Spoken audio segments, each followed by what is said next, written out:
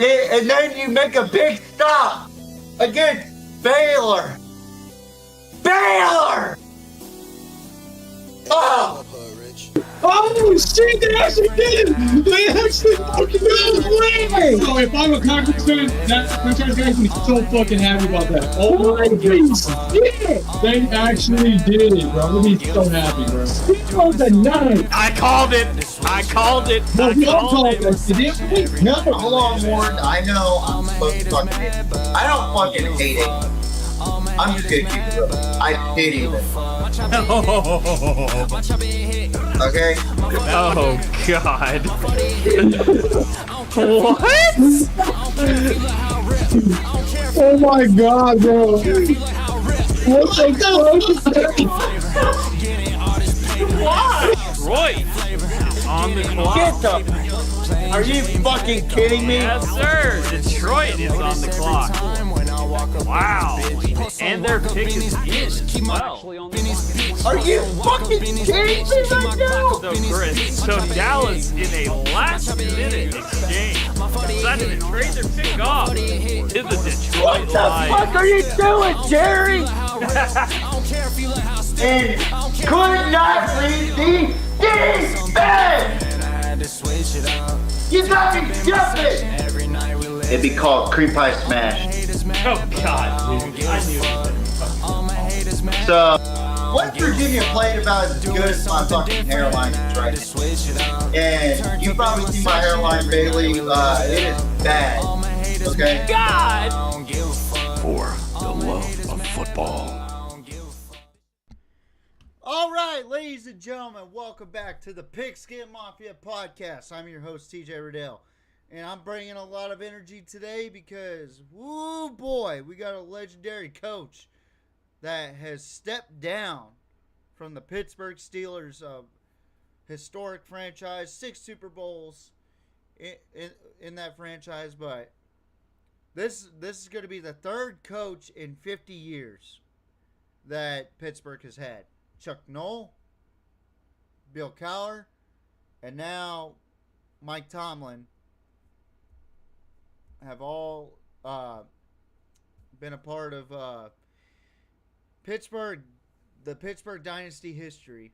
Tomlin with the most consecutive win percentage seasons with 19 seasons from the moment he got hired on till this past season, which it ended on a sour note that the Texans completely decimated the Pittsburgh Steelers 30-6 as Bill behind me. Bill! Not in front of the camera. But anyway. We're already having a good show as we're talking about Mike Tomlin stepping down from a legendary franchise. What will he do next? Who will Pittsburgh hire? Where will Mike Tomlin go? Will he go to an AFC North rival? Will he end up stepping back and going on ESPN, CBS to be a talking point until he gets a coaching job that he likes? Will he go down to South Beach to coach Quinn Ewers or Tua Tagovailoa? Will he go to Arizona? Where will he go? That's the biggest question. And also the biggest question is who will Pittsburgh hire, as now Pittsburgh is the 9th opening head coaching spot in the NFL. Meanwhile, we got NFL divisional round picks that are coming up. And also, we are going to discuss the College Football Playoff National Championship as our main event. And thank you for tuning in on TikTok. I see Devin Booker. Not the real Devin Booker, but Devin Booker. He's already asking me about the Broncos or Bills. So, let's go ahead and get into it since it is a Saturday game, by the way. But ladies and gentlemen, thank you for tuning in to the Pigskin Mafia podcast. It's been a wild, wild season on both sides of football, college and NFL, because of the simple fact that we didn't see Indiana ever going to a national championship until this past playoff, or this playoff, really. That they completely decimated Alabama and they completely decimated Oregon. Miami, we didn't think they were going to even make it to the college football playoff until the last ranking where they jumped over Notre Dame. This is going to be a wild, wild west type of game, in my opinion, but we'll get more in depth on that. First, we're going to talk NFL. We're going to talk about Mike Tomlin first, Devin Booker.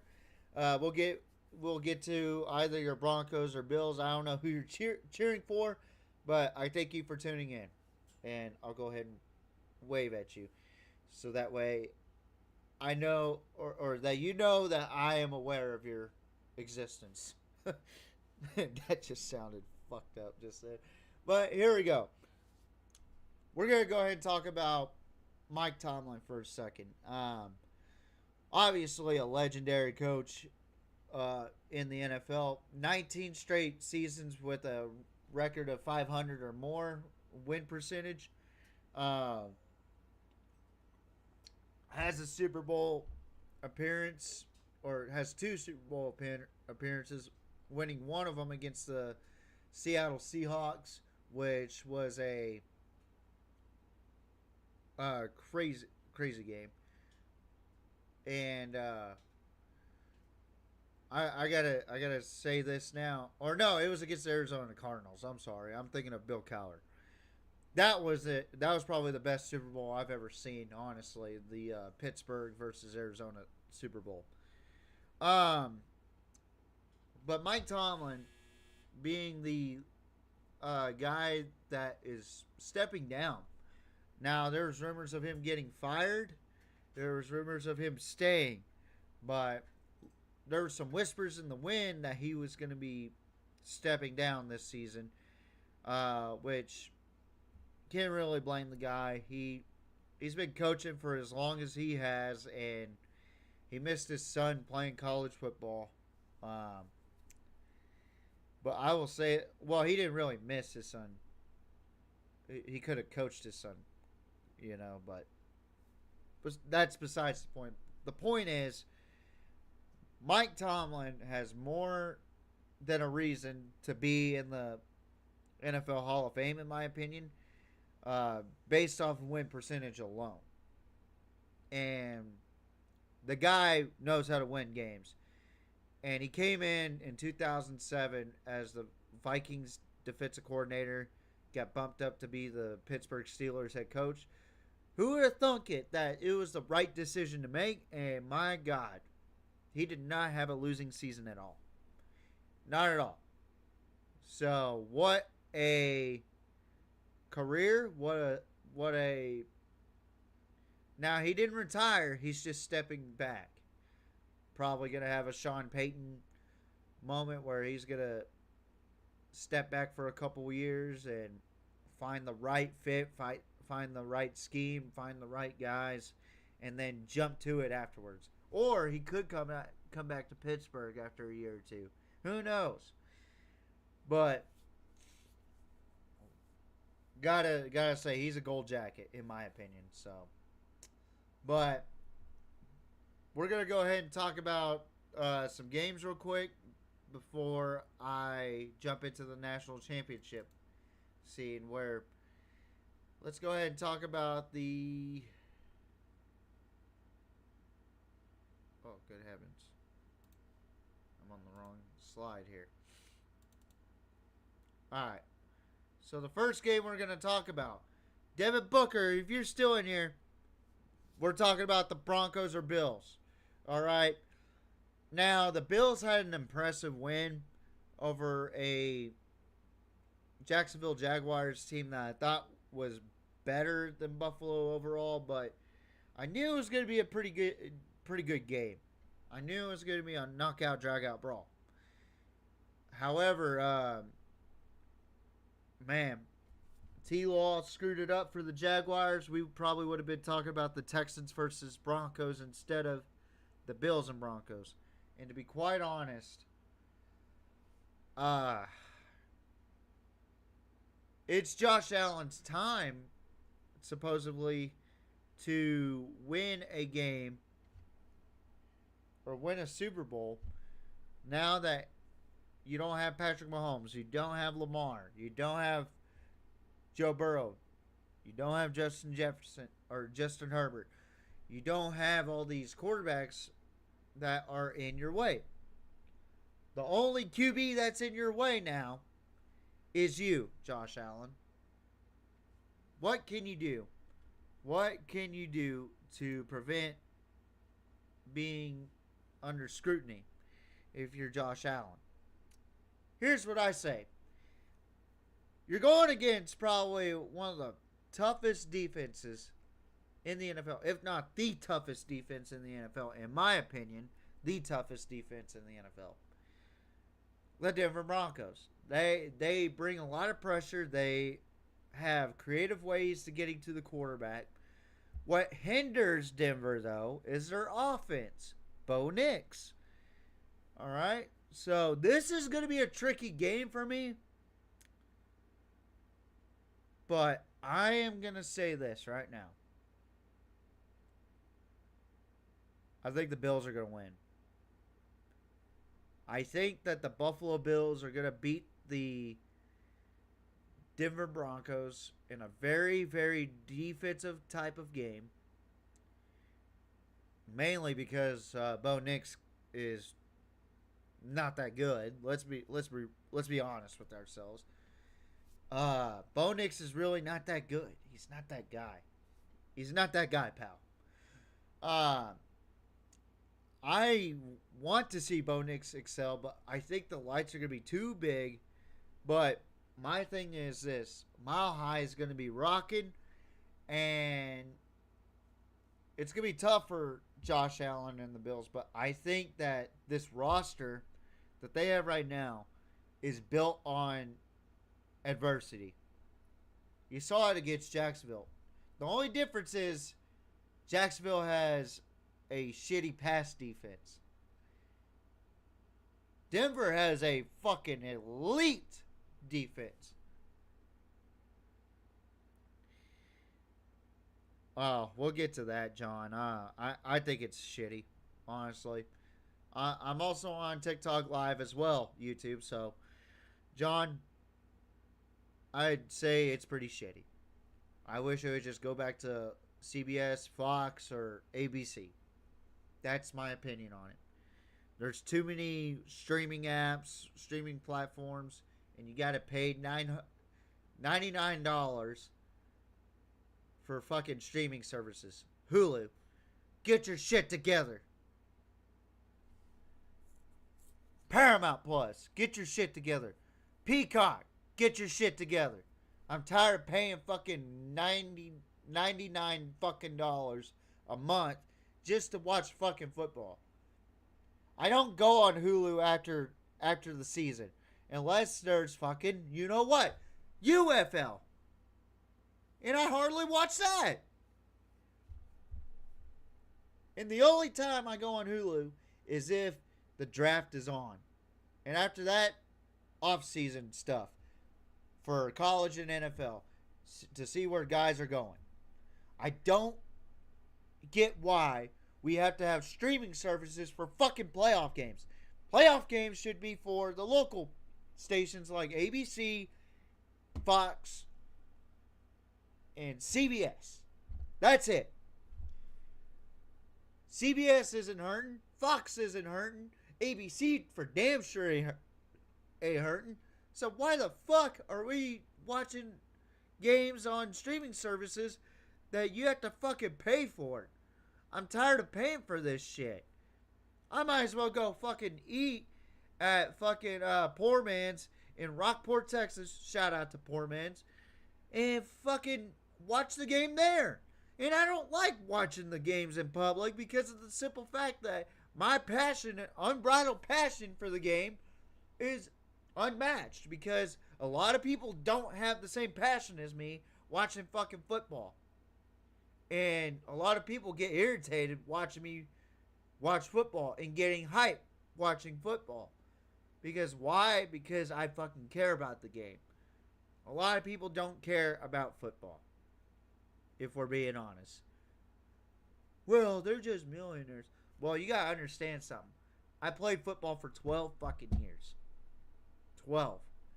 Never stepped into the college football scene. I wish I would have. When I was in the Navy, they some people in my squadron told me, hey, you need to go to the Naval Academy. And at that time, I said, I'm too small. But nowadays, you could be fucking 5 foot nothing, and you could be a fucking twig out there and still fucking go ball out. But thank you for showing me that. Yeah, I want to go back to the old times like cable. CBS, ABC, CBS, Fox, whatever, and watch the fucking games on there. I don't want to watch on a fucking $90 fucking streaming service. I'm sorry. And then have to subscribe to another fucking portion of the subscription, which is Paramount Plus, and then pay another fucking $10, which would add up to about $100 fucking dollars. That's without taxes, by the way. So we're probably looking at $106 of fucking streaming service that you have to fucking pay for just to watch fucking football, that I'm not gonna even watch the fucking streaming service until the fucking season starts again. Thank you, John. Thank you. Thank you for allowing me to have my rant of the day. Or the week, actually. So, yeah, I squealed a little bit. That's okay. Because I hate paying $90 a month for streaming services. I'm sure everybody loves that too. And CJ, what's up, buddy? It's been a long time. I know I sound a little different since I started smoking cigarettes. And yeah, I'm on YouTube as well. Y'all can check out the Pigskin Mafia podcast on YouTube. All right, so I got the Bills over the Broncos. I think that one's going to be a really, really tight game. I think it's going to be a low scoring. Probably the spread's probably going to be less. In my opinion, I think it's going to be less than what the spread indicates as far as the margin of victory by the Bills. Because that defense is for real over there at Denver. I'm just not sold on Bo Nix and that offense. Next game, we're going to talk about the NFC West matchup that I think that either one of these teams could win a Super Bowl. And that would be the Seattle Seahawks and the San Francisco 49ers. Now, the 49ers, I called that shit very easily. I had the 49ers winning last week against the Eagles because the Eagles are fucking soft. Shout out to Lucky. Lucky will be on at some point on TikTok or maybe YouTube. I don't know. I still got to figure this shit out on YouTube to bring people in and whatnot. I did it before, but not on OBS. But I gotta say, this is a hell of a matchup in my opinion. But my problem with San Francisco is the ability to get Christian McCaffrey going against the Seattle defense.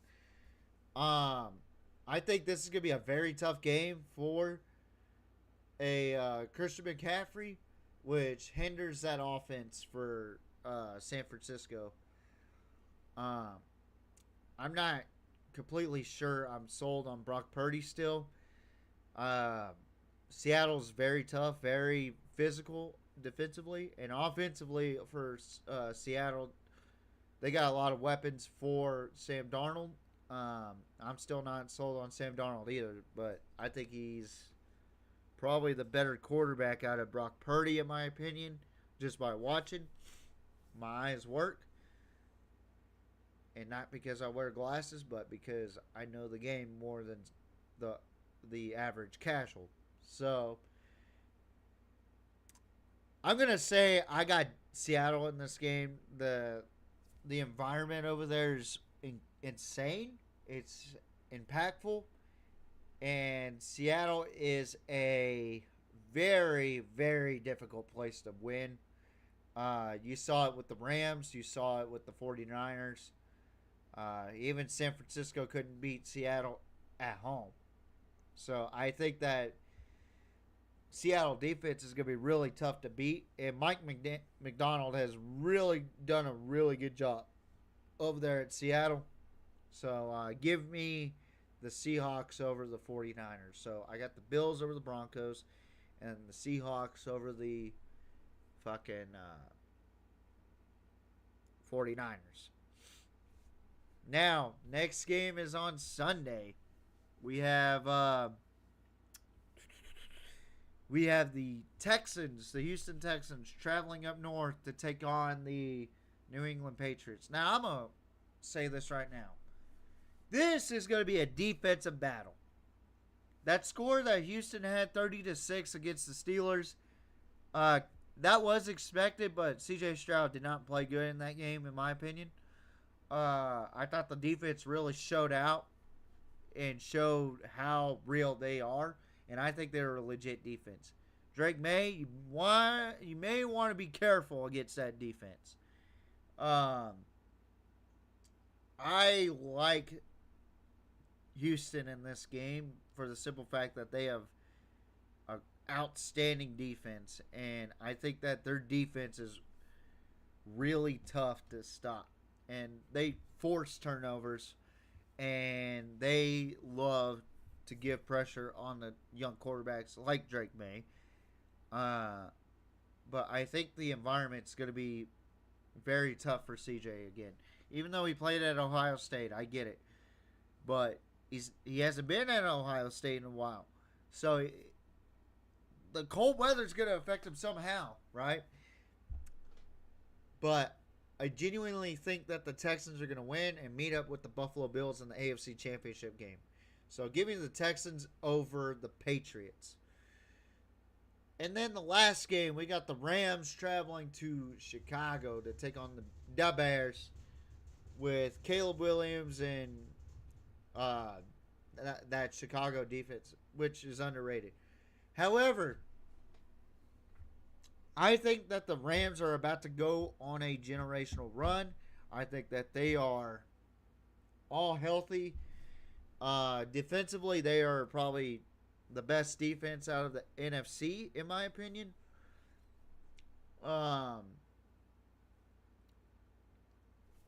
Besides Seattle. But this is another team, in my opinion, the Rams, that could win the Super Bowl.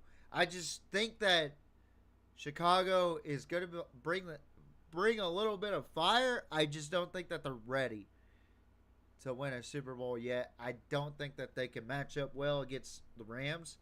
I think the Rams are really, really good, and their defense is going to bring hellfire towards Caleb Williams. So give me the Rams to meet up with the Seattle Seahawks in the NFC Championship. So I got the Rams versus Seattle in the NFC Championship next week. And then I have the Texans meeting up with the Bills in the AFC Championship game. So I only got one wrong last week, so we'll see what happens. But our main event, the last topic we're going to talk about tonight, we are going to talk about the Miami Hurricanes. The U, for those that don't know, the U is the Miami Hurricanes. The 10 seeded, the ranked number 10 in the country, who absolutely exceeded expectations in the playoff, have been on a generational run. And Carson Beck really has shown some light, even though that he did throw a pick against Ole Miss. I felt like the winner of Miami and Ole Miss was going to be a tough choice for or a tough matchup for Indiana. But I like or Indiana or Oregon, whichever one won that game. But I like that front four between Ruben Bain and all those other guys. Ruben Bain is unbelievable. He is a fucking machine. I've been starting to drink Dr. Pepper Zero, so you better drink that shit. The sugar is bad for you. So, and I'm slowly trying to stop myself from wanting sugar. So, but Miami, I like this roster because of the simple fact that they're confident. They're confident in themselves. They're confident in Carson Beck. Now, Carson Beck, to me, is wish-washy, in my opinion. You don't know what you're going to get out of him. You really don't. You're either going to have a spectacular performance one week, and then you're going to have a mid performance, or you're going to have a shit-tastic performance like against Ole Miss. Now, when I say shit-tastic, I mean that he balled out, but still missed a lot of reads, still threw bad passes. I mean, it's Carson Beck. You know, but I think that Miami is probably going to be the best defense that Indiana has ever faced. Indiana will be facing off against probably Sunday guys, is what I like to call them. Sunday guys. Guys that will play in the NFL once they go ahead and get drafted. Now, Miami is big. They're strong. They are physical on the run, and they set up the pass. And I love Mario Cristobal. I love the way he coaches. But there have been times where he made coaching mistakes, and I think he learned from it this season after SMU. After losing to SMU, he learned a lot about his coaching, I feel like. So, I feel like he is trying to change his style, but keeping his style at the same time. Now, on the flip side, you got Indiana. Indiana, the number one team in the country, the undefeated team in the country, 15-0. Meanwhile, Miami's 13-2. Indiana is set to prove people wrong and to make history. They damn sure proved me wrong against Alabama. They made me look like a jackass. And I don't like to be made like a jackass. Honestly. And they did it the right way. And they humbled me. And Kurt Signetti is a fucking genius. Last year, I said he was a effing idiot. Well, now I am giving him the kudos. And I think he's brilliant. I really do think so.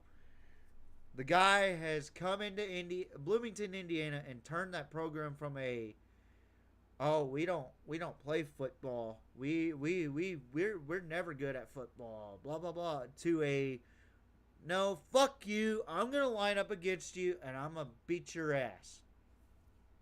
That's what he turned this program into. He turned it into a program that is confident, that is humble, and that will beat your ass. And isn't afraid to say anything. And I got to tell you guys, I like this matchup. Honestly, this is going to be a hell of a matchup in my opinion. I think this matchup could be a fantastic matchup. So, let's take a look at what Indiana has to offer.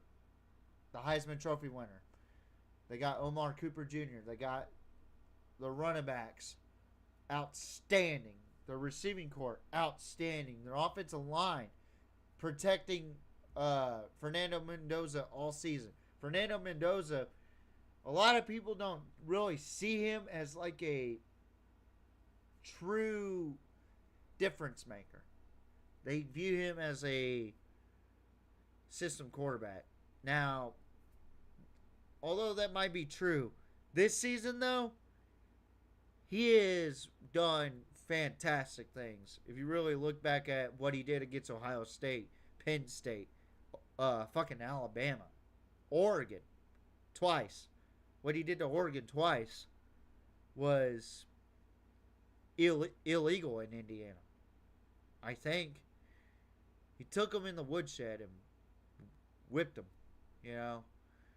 And I love their defense. I gotta say that right now. I like Pons. I think he is probably the quarterback that I've seen this season. Locking down Marvin not Marvin Harrison Jr., but Jeremiah Smith. He has done a fucking great job this season, just locking people down. He is a very integral part of how. What the hell? Something's wrong with my YouTube.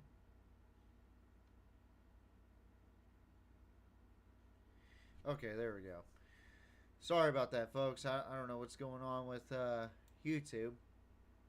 But Pons, in my opinion, has really, really been an integral part of how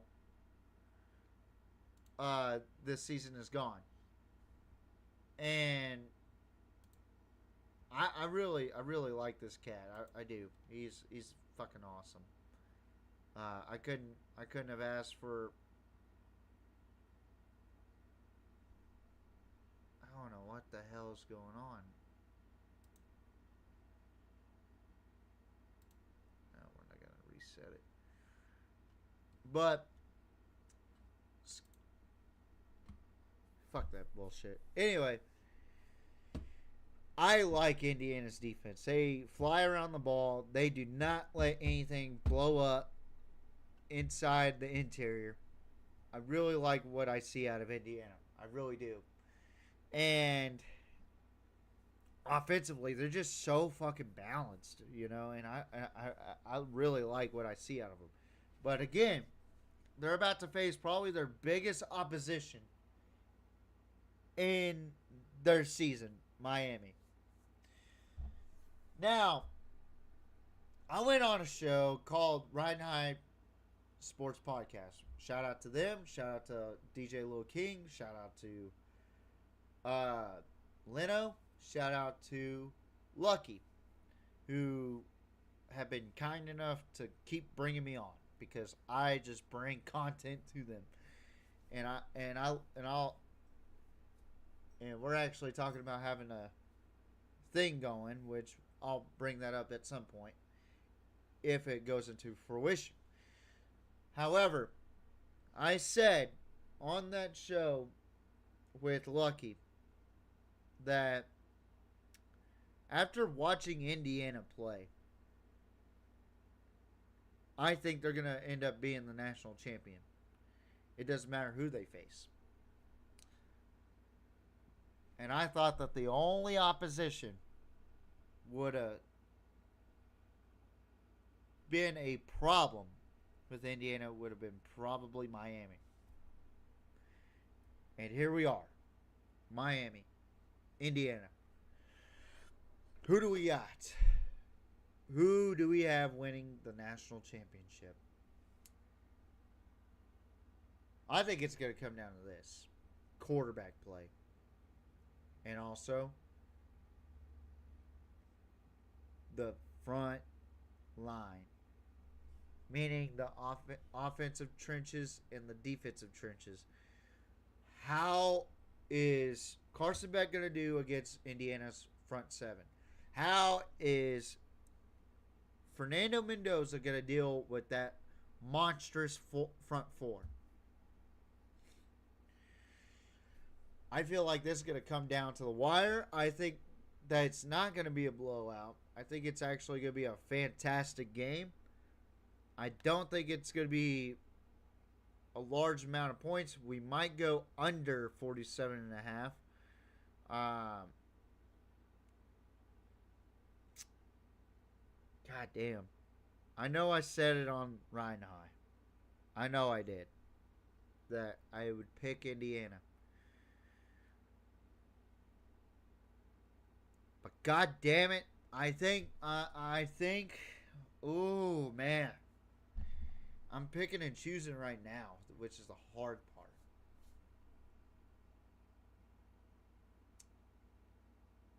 I got Indiana winning. I got Indiana winning by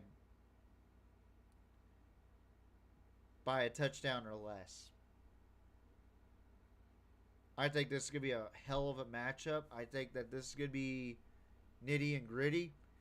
And I think this is going to come down to heart. I think it's going to come down to who's got better quarterback play and who's better in the trenches. And to me, in my opinion, Indiana wins that battle. I got Indiana winning this game. This is going to be a fun game to watch. Too bad I can't watch it on YouTube or TikTok and give you all my reactions. Otherwise, I would be doing it, honestly. But I got a work schedule. I got shit to do at work. So, unfortunately, we cannot have the watch party for the national championship. God damn it. However, there could be a Super Bowl watch party. And it could be just more than Pigskin Mafia podcast. Just saying. Could be more than that. I'm just giving y'all a free hint. So, next week we're going to talk about the recap of the national championship, talk about the national championship or the national champions, and also recap the college football season. And then we'll go over the conference championship weekend and possible NFL news. But other than that, Jordan Seaton, if you're watching on either platform, go to UT. You don't want to go to Florida. You don't want to go to Oregon. They got fucking Patrick Mahomes Jr. over there at Oregon. And Florida, they're rebuilding. Come to Texas. We got some of the best players at UT. And Jordan, I know you want to be coached by Kyle Flood. So go to UT, my friend. So, tune in to the Big Skip Mafia podcast next week,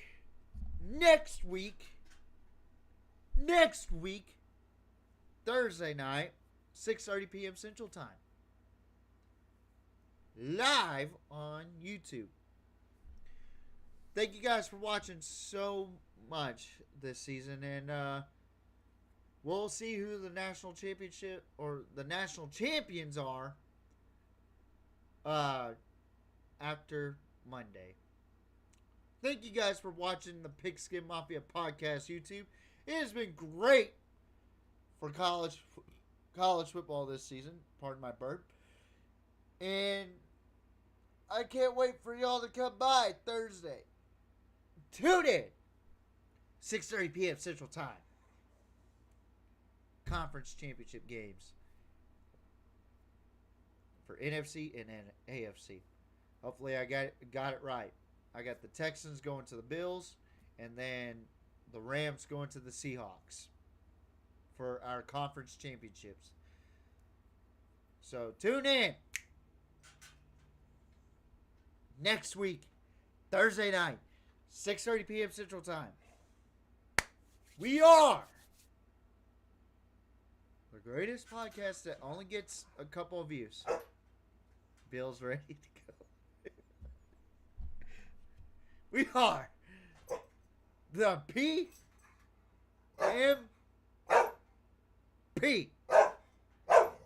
Good night. And good night. Bang. Toodaloo, motherfuckers.